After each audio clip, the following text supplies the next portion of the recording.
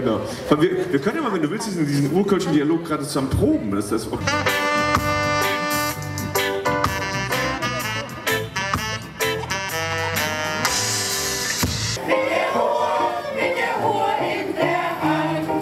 Son dönemde Avrupa'da gelişen ırkçılık veya da Almanya'da AfD'nin kurulması, yani sağcı partilerin kurulup parlamentoya girmesi bir noktada bizim Alman demokratlarla, Alman ilericilerle dayanışma içine girmemiz lazımdı.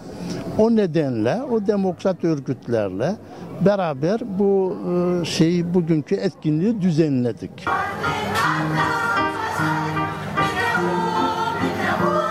Yapılan bir araştırmada ırkçılığın daha çok devlet dairelerinde geçtiği, yani %62.